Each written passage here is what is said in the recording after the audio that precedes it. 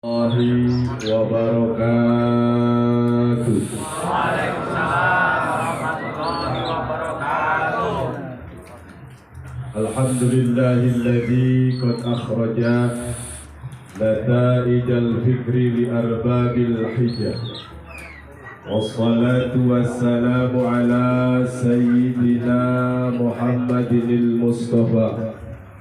Asyhadu an la ilaha illallahul malikul huda wa asyhadu anna Muhammadan abduhu wa rasuluhu la yantiqu 'anil hawa in huwa illa wahyu yuha. Nasrun minallah wa fathun qarib wa basyiril mu'minin ya qawiyyu ya matin ikfi syarradh zalimin wa ya amanal khaifin najina biman nahum.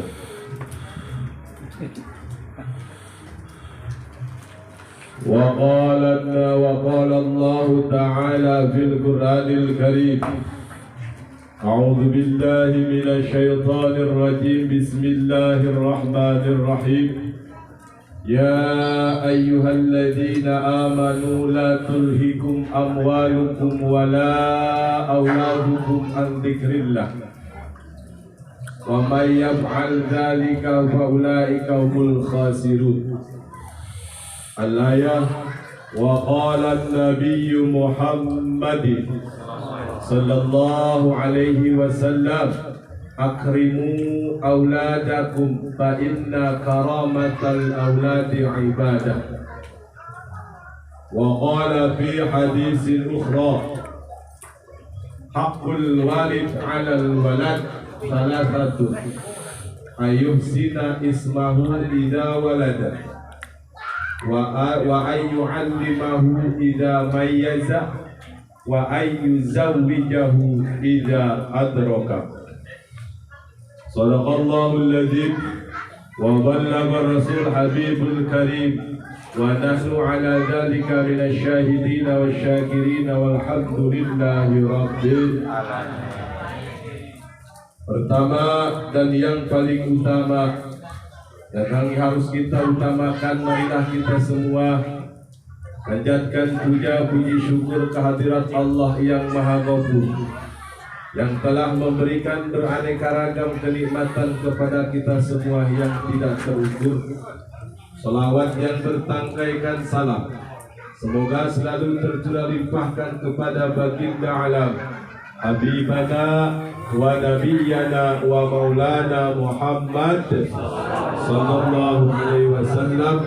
Mudah-mudahan kita semua, wabil khusus yang hadir di tempat ini, jaga di hari kiamat nanti kita diaku umat oleh beliau sekaligus mendapatkan syafaatul uzma dari beliau. Amin ya rabbal alamin.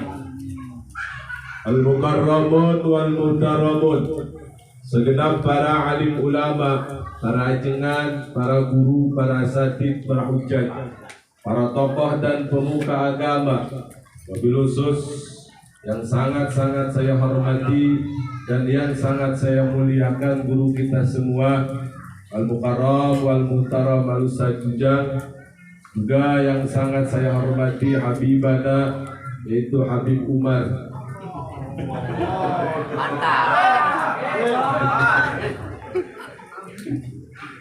Kita doakan guru-guru kita, kesepuhan-sepuhan tokoh hati kita, semoga selalu diberikan kesehatan oleh Allah Subhanahu wa taala, sekaligus dipanjangkan umur yang barokah oleh Allah Subhanahu wa taala. Juga tidak lupa pula yang sangat saya hormati para aparatur pemerintah, baik sipil maupun militer, baik TNI maupun Polri, wabil khusus kepada aparatur pemerintah RW setempat, RT setempat, wabil khusus yang mulia Bapak RT Kristanto, apa Krisyanto? Kristanto. Kalau Krisyanto pokoknya Jambu. Benar ya? Kita doakan beliau selalu diberikan kesehatan oleh Allah Subhanahu wa taala. Emang enak jadi sahib pengundangnya enak pakai WA doang. Iya, nggak datang nggak apa enak ya. Kita enak ya. COD. Rokok nggak ada DP apa lagi? Bohong, bohong Pak RT, jangan dianggap bercanda. Ya. Teristimewa yang sangat saya hormati yaitu para jamaah semuanya, para bapak-bapak, para ibu-ibu, wabil khusus yaitu selaku sahibul hajat Bapak Suwandi beserta istri tercinta. Kita doakan mudah-mudahan hajatnya diada barokah oleh Allah Subhanahu wa taala. Dan kita doakan putranya yang bernama yang dihitat mana ini? Abad Adirajada Roywan. Abad Adirajada Roywan. Rajada ya, Rajada. Tapi kalau orang Cadel Rajada ini. Doakan yang dihitat, yang gandeng diakekahi. Kita doakan mudah-mudahan jadi anak yang soleh, takwa kepada Allah Subhanahu wa taala, juga kepada Rasulullah, berbakti kepada orang tuanya, berguna bagi nusa dan bangsa maupun agama. Al-Fatihah.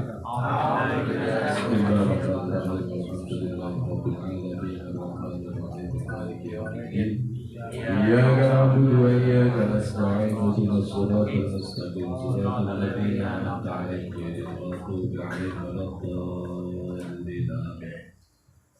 Hadirin hadirat muslimin muslimat rahimakumullah.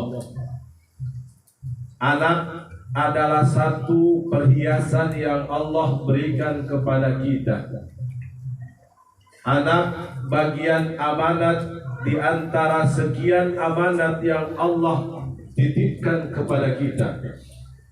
Kita cinta kepada anak, harus sayang kepada anak, ya.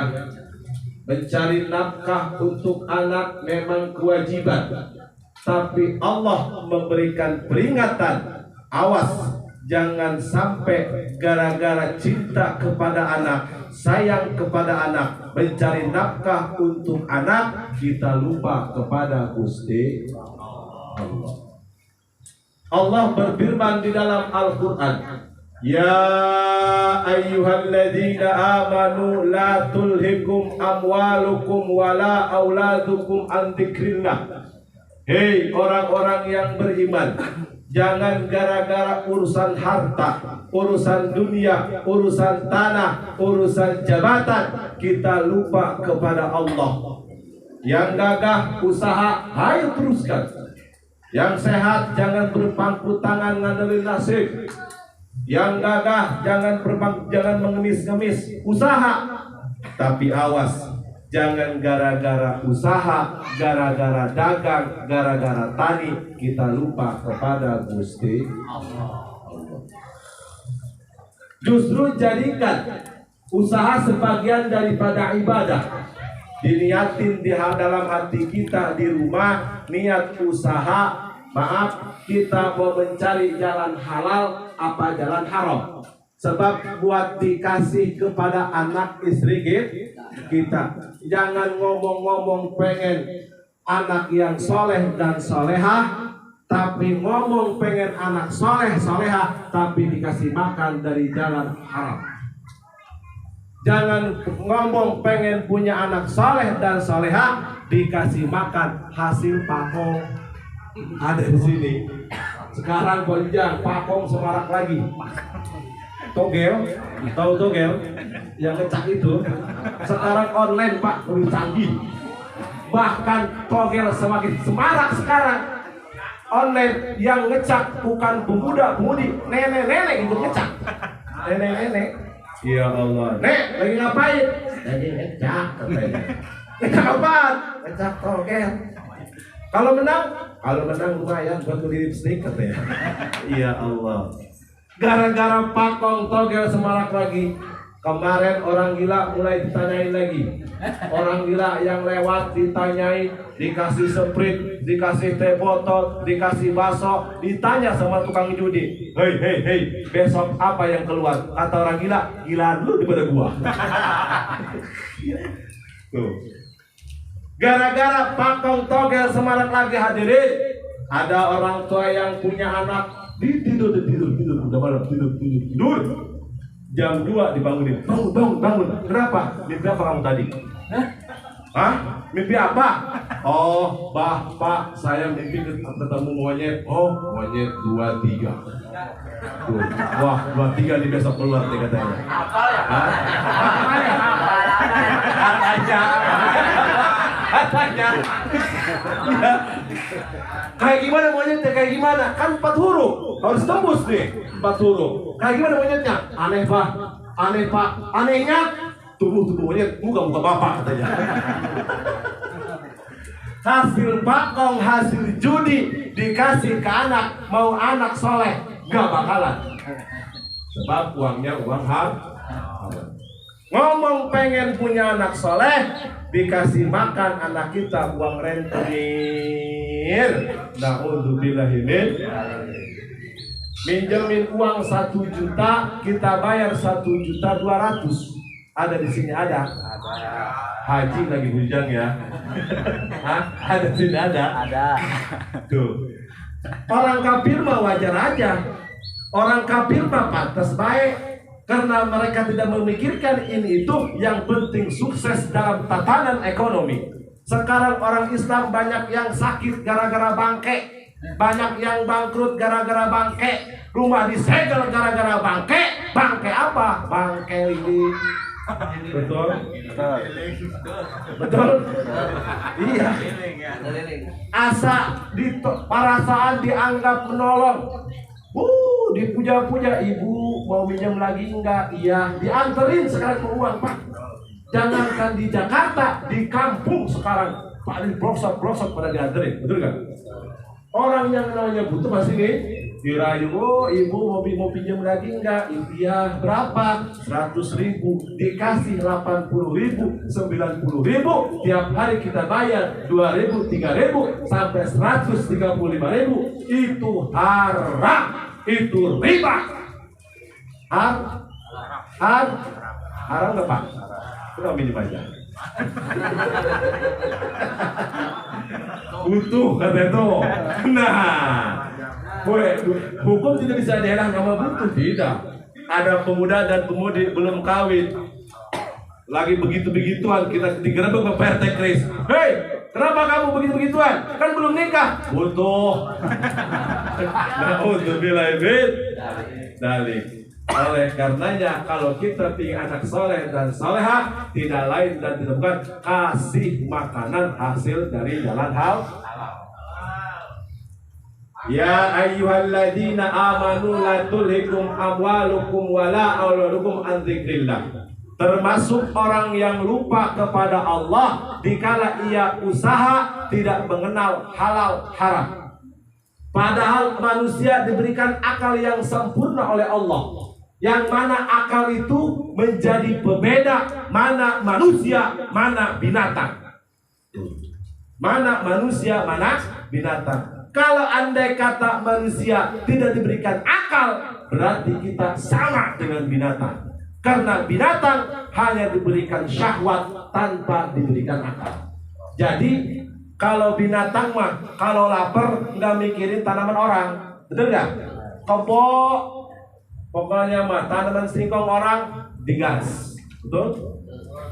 Kebok nggak mikirin padi orang dimakan, betul? Kebok duit yatim dimakan, kebok duit masjid dimakan, kebok duit rakyat dimakan, kebok APBD APBN dimakan. Ternyata hadirin, ternyata di Banten yang kita cintai ini terlalu banyak kebok yang harus kita kandangi. Betul? Arti banget. Sekolahan lihat pelajaran sekarang tidak maksimal. Padahal anggaran pendidikan begitu sangat besar. Kemana itu anggaran pendidikan? Ternyata dimakan oleh bukan saya yang ngomong. Saya ngomong, Pak. Ya. Jalan-jalan sekarang banyak yang rusak.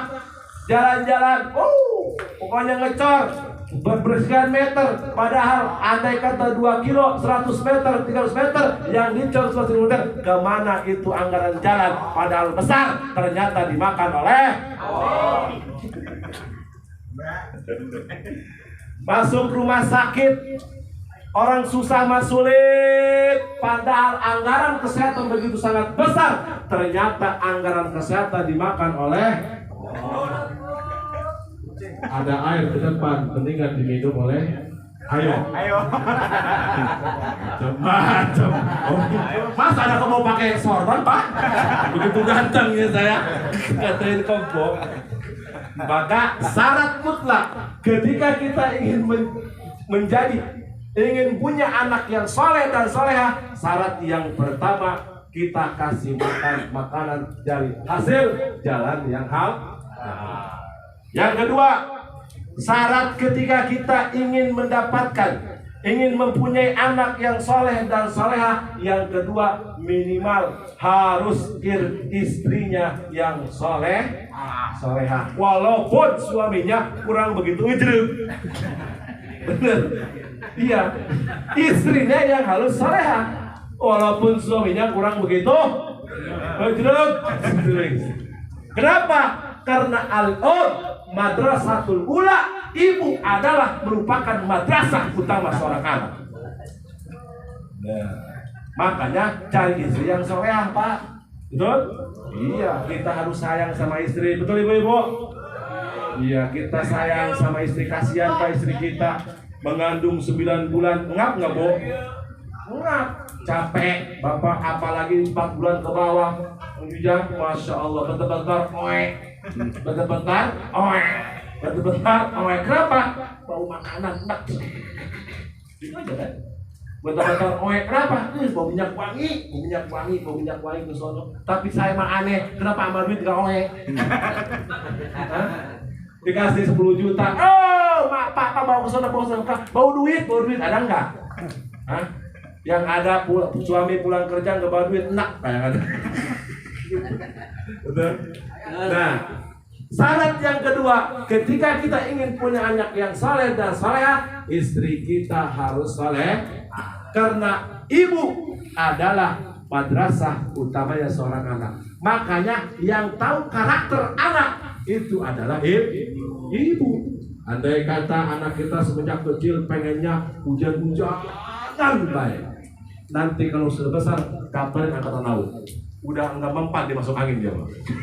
Ya. Andai kata anak kita waktu kecil pegangannya mulai prit, berarti bagi jadi tukang parkir ya. Karena ibu yang tahu tentang karakter anak. Oleh karenanya, syarat yang kedua, ketika kita ingin anak yang soleh dan solehah, istri kita harus soleha. Nah, yang ketiga, yang berapa ini? Yang 7. Yang ketiga, ketika kita ingin punya anak yang soleh dan soleha, syarat yang ketiga, kita harus cinta, mahabbah kepada orang-orang yang soleh. Kita kumpul di sini bersama guru kita, Al-Ustaz Jujang, Habib Ana Umar, guru kita. Kalau nggak disebut nanti saya ditikat. Takut saya ya. Urusan di pagar jalan. Kita kumpul di sini bersama guru-guru kita, bersama orang-orang yang soleh, itu sudah termasuk kita mahabbah, cinta kepada orang-orang soleh. Apalagi kalau ada peringatan-peringatan haul akbar, para abuya, para kiai, para alim ulama, harusnya kita nyempetin ngeluangin waktu supaya minimal duduk ketika kita di akhirat akan diberikan syafaat oleh alim ulama, para abuya, para orang soleh. Kenapa kok bisa seperti itu? Ketika syafaatul uzma dibuka oleh Rasulullah, maka kiai akan memberikan syafaat kepada umatnya, guru akan memberikan syafaat kepada muridnya, Anak akan memberikan syafaat kepada orang tuanya. Orang tua tidak bisa memberikan syafaat kepada anaknya. Tidak bisa. Oleh karenanya, momen yang penting ini tidak lain dan bukan kita harus punya anak soleh. Apalagi syarat yang keempat, ketika kita ingin punya anak yang soleh dan soleha, tempatkanlah anak kita di tempat-tempat pencetakan anak-anak orang soleh. Mana? Tidak lain dan tidak bukan adalah pondok pesantren. Sekarang hati-hati, jangan melihat megahnya, jangan melihat gagahnya, kualitas tapi tidak terjamin. Al-Zaitun. Betul Pak? Kita ibaratkan seperti ayam bertelur di sofa apa di jerami? Di jerami. Para aulia, para alim ulama yang sekarang sedang eksis mengajarnya itu jebolan pesantren Salafi. Tidak lain tidak bukan minimal wakil Indonesia, wakil presiden yaitu Bapak Haji Ma'ruf Amin adalah jebolan Salafi. Walaupun kobongnya awi, jangan cek itu apa. Ngajina utawi, tihangna awi, kitabna barokah Sainawawi. Itu. Karena kenapa? Hati-hati Pak. Di pondok pesantren Salafi, kadang-kadang orang-orang sekarang itu nyepelein memandang sebelah mata. Susah. Ngapain anak kita dikasih ke santri, dikasih makan apa? Makan gulho. Kadang-kadang begitu di kampung saya. Di sini mah enggak. Nah, beda kayaknya. Kadang-kadang begitu. Enak Pak. Kalau Bapak andai kata punya perawan, punya menantu santri, andai kata dari menantu santri, terus udah menantu santri, datang adzan, tok. Kata Bapak, gua malas amat di masjid. Sholat malas amat nih. Tapi gua malu ya sama menantu gua santri. Itu akhirnya kan jalan tuh bareng sama menantu. Bener nggak? Mertua sama menantu barengan ke masjid, sepaket. Mertua yang mukul beduk, menantu ya yang adzan. Kata mertuanya, "Mantu, adzan." Siapa? Siapa aja? Menantu baru. Oh iya. Tok. Ada tuh, namanya menantu baru kan, pokoknya pengen di jalan belah, besok gitu jalan. Allahu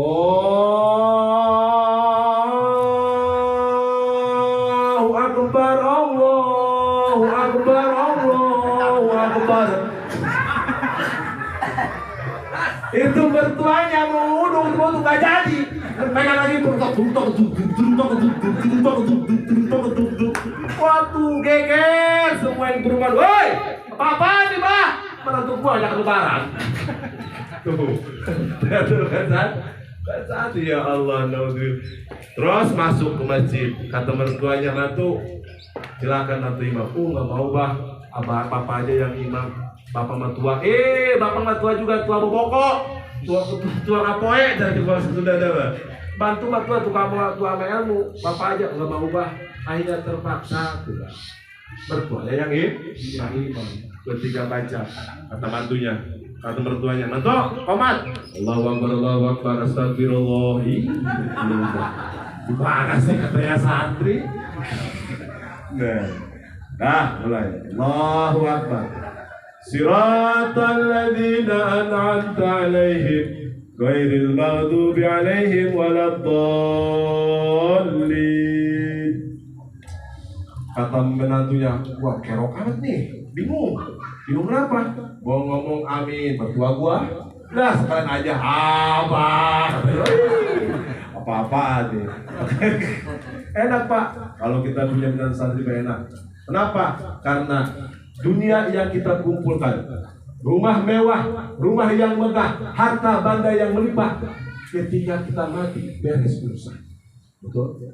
Pangkat yang tinggi, jabatan yang tinggi, yang kita idolakan, ketika kita mati beres urusan. Pengaruh yang besar, seluruh dunia, seluruh rakyat kenal sama saya, takut sama saya. Ketika kita mati, selesai sudah urusan. Tapi anak yang soleh akan memberikan manfaat walaupun kita sudah mati. Walaupun kita sudah tiada di alam dunia, apalagi anak yang sedang dipesan. Andai kata anak yang pesantren begini aja, Bismillahirrahmanirrahim, Yasin wal Qur'anil Hakim. Andai kata orang tuanya, ibu bapaknya sudah meninggal, maka ngocor, ngalir amal-amalan ganjaran pahala kepada orang tuanya dan di alam kubur. Kenapa? Sebab min jumlati amalil walid amalul walad. Dan setengahnya pekerjaan anak adalah pekerjaan orang tua. Tidak akan ada anak kalau tidak ada orang tua. Emang bapak keluar dari pohon bapak? Ya enggak lah. Makanya segagah-gagahnya seorang anak, sehebat-hebatnya seorang anak, jangan ngeluncak durhaka kepada orang. Bahkan sampai Nabi berkatakan, haram surgaku untuk seorang anak yang durhaka kepada orang tuanya. Na'udzubillah ini. Sekarang banyak anak dajjal, Pak. Sekarang, ya Allah. Mana? Mentang-mentang dia udah kerja, kadang-kadang gajinya tinggi. Seorang orang tua sendiri jadi babu. Betul. Mana ngasuh? Suaminya kerja, istrinya kerja, cucunya sama neneknya udah 70 tahun lagi pak cucunya, neneknya, masya Allah. Terus cucunya udah apa sih lagi? Jadi nggak, kemudian acrok-acrokan kayak bangkong. Pas gajian di kasih gocah. Na'udzubillah bin. Mak. Kenapa? Udah tua itu. Saya mau nitip nih anak saya. 3 katanya. Emang kamu mau kemana? Saya mau shopping. Tapi kemana? Ke Ramayana. Saya nitip anak saya. Pertama kasih makan ya. Kalau dia mau makan kasih makan. Kalau dia tolong dicebokin ya mak. Awas mak. Kalau ini, kalau itu, kalau ini, kalau itu. Itu anak udah berarti ngancam kepada orang tua. Tangkorak dia. Barento dulu dilahirkan oleh orang tua, belum bisa terbalas jasanya. Sekarang udah nyakitin lagi aja. Kalau takut andai kata ada orang seperti itu di sini, tobat sebelum mati. Udah ini. Kita ajar berubah. Mentang-mentang sukses, kesuksesan seorang anak tidak terlepas daripada doa dari orang tua. Katanya orang tua ke saya mah bodoh, walaupun bodoh tetap enggak mempan punya ke orang lain, tapi ke anak senerima. Doa orang tua tembus ke arasnya Allah Subhanahu wa ta'ala. Doa walid li waladihi ka doail anbiya li ummatihi. Doanya orang tua kepada anak tidak lain seperti doanya Nabi kepada umatnya. Tidak wajah syabah, diijabah oleh Allah Subhanahu wa ta'ala. Jangan kadang-kadang walaupun kita jarah Wali Songo setiap tahun 3 kali, riadoh kita di makam-makam syekh. Tapi kalau sampai ngelunjak kepada orang tua, membiarkan orang tua, tidak menghargai orang tua, walaupun doa wali tidak akan tembus kepada arasnya Allah, terhalang oleh doanya orang tua.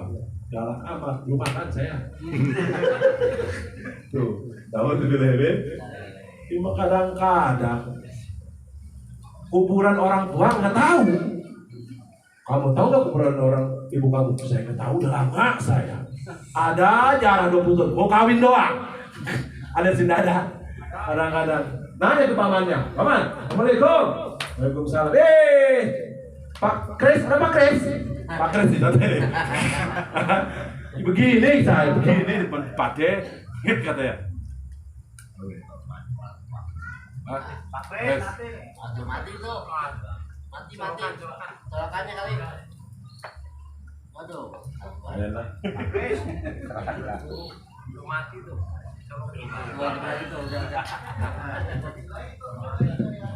Terus? Lanjut.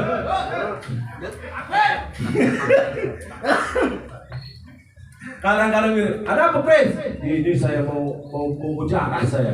Jarah kemana? Jarah ke makam orang ke ibu. Oh, di mana? Aduh, kata paman saya juga lupa. Di mana kan? Pamannya sendiri lupa. Katanya, kemana? Nggak tahu ya. Tapi Pade, kalau nggak salah cirinya itu pohon genuk katanya itu. Ada di Indonesia pohon genuk di sini nih. Iya, udah kita cek aja lah ke makam. Pasti cari makam. Ternyata pohon genuknya dipindahin sama tukang kebok ke pagar. Akhirnya pas keliling wah, ini dia di plastik ini makam ibu gua nih. Sebab cirinya pohon atuh pagar dijarahin pakai bajunya. Ila hadratin Nabi Mustafa al-Fatihah. Al-Fatihah. A'udzubillahi min syarat yang keempat, ketika kita ingin punya anak soleh, titipkanlah, tempatkanlah anak kita di tempat percetakan orang-orang soleh.